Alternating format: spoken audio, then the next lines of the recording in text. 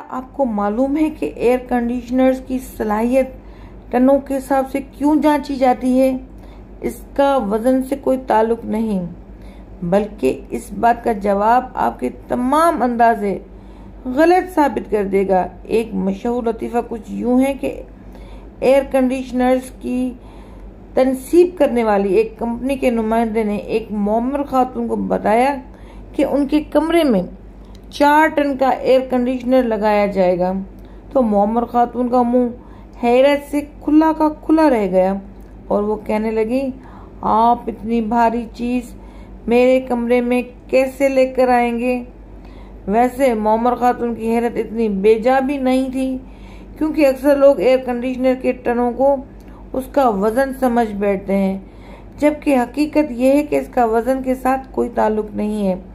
तो फिर air conditioner की कूलिंग की पैमाइश टनों में क्यों की जाती है, जबकि ये तो वजन की इकाई है? वेबसाइट एनर्जी विंगार्ड की रिपोर्ट के मुताबिक एयर कंडीशनर की कूलिंग की पैमाइश के लिए टन की इकाई इस्तेमाल करने के पीछे दिलचस्प तारीख है। कदीम दौर में जब एयर कंडीशनर जैसी टेक्नोलॉजी का कोई तस्वुर नहीं पाया जाता था, तो घरों को ठंडा करने के लिए बर्फ का इस्तेमाल किया जाता था। दूर दराज पहाड़ों से लाई जाने वाली इस बर्फ को उम्रा के घरों को ठंडा करने के लिए इस्तेमाल किया जाता था, क्योंकि ये बर्फ टनों के हिसाब से लाई जाती थी, लिहाजा ठंडक की पैमाइश भी टनों में की जाने लगी।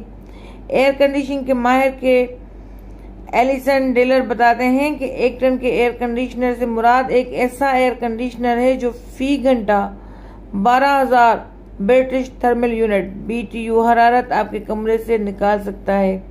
एक BTU से मुराद इतनी हरारत है जो माचिस की एक तीली को मुकम्मल तौर पर जलाए जाने से हासिल हो सकती है।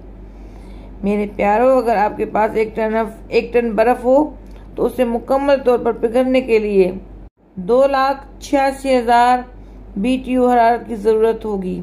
अगर 1 टन बर्फ 24 घंटे में मुकम्मल तौर पर पिघलाना हो तो उसे 2,86,000 BTU हरारत 24 घंटे के दरमियान फराहम करना होगी, जो कि फी घंटा तकरीबन 12,000 BTU बनती है। इस हिसाब से आप ये कह सकते हैं कि आपका 1 टन का AC 1 घंटे में तकरीबन 12,000 BTU हरारत को कमरे से निकालकर बाहर करता है। यानी इतनी हरारत है जो कि 1 घंटे में 1 टन बर्फ को पिघलाने के लिए काफ़ी होगी।